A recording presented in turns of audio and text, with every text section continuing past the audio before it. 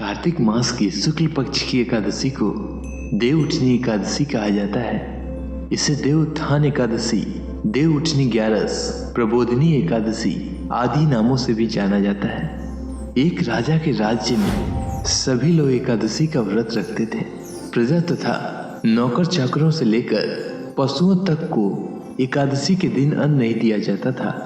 एक दिन किसी दूसरे राज्य का एक व्यक्ति राजा के पास आकर बोला, महाराज कृपा करके मुझे नौकरी पर रख लें। तब राजा ने उसके सामने एक शर्त रखा, ठीक है रख लेते हैं, किंतु रोज तो तुम्हें खाने को सब कुछ मिलेगा, पर एकादशी को अन्न नहीं मिलेगा।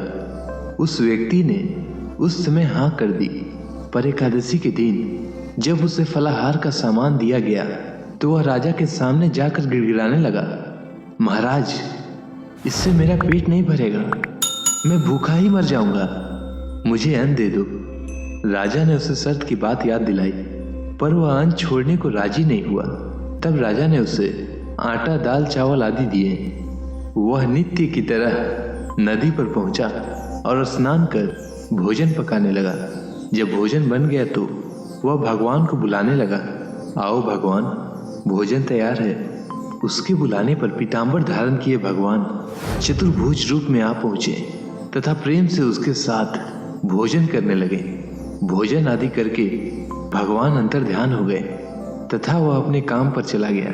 15 दिन बाद अगली एकादशी को वह राजा से कहने लगा कि महाराज मुझे दुगना सामान दीजिए, उस दिन तो मैं भूखा ही रह गया। राजा ने कारण पूछा तो उसने बताया कि हमारे साथ भगवान भी खाते हैं, इसलिए हम दोनों के लिए ये सामान पूरा नहीं होता। यह सुनकर राजा को बड़ा आश्चर्य हुआ।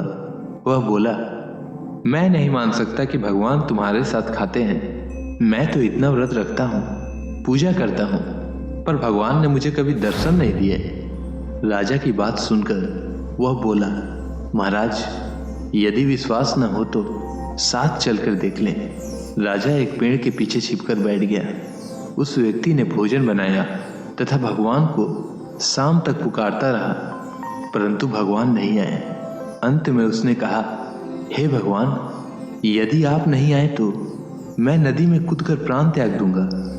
लेकिन भगवान नहीं आए। तब वह प्राण त्यागने के उद्देश्य से नदी की तरफ बढ़ा।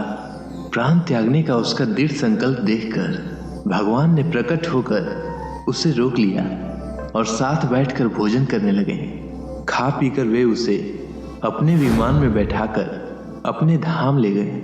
यह देख राजा ने सोचा कि व्रत उपवास से तब तक कोई फायदा नहीं होता जब तक मन शुद्ध न हो। इससे राजा को ज्ञान मिला।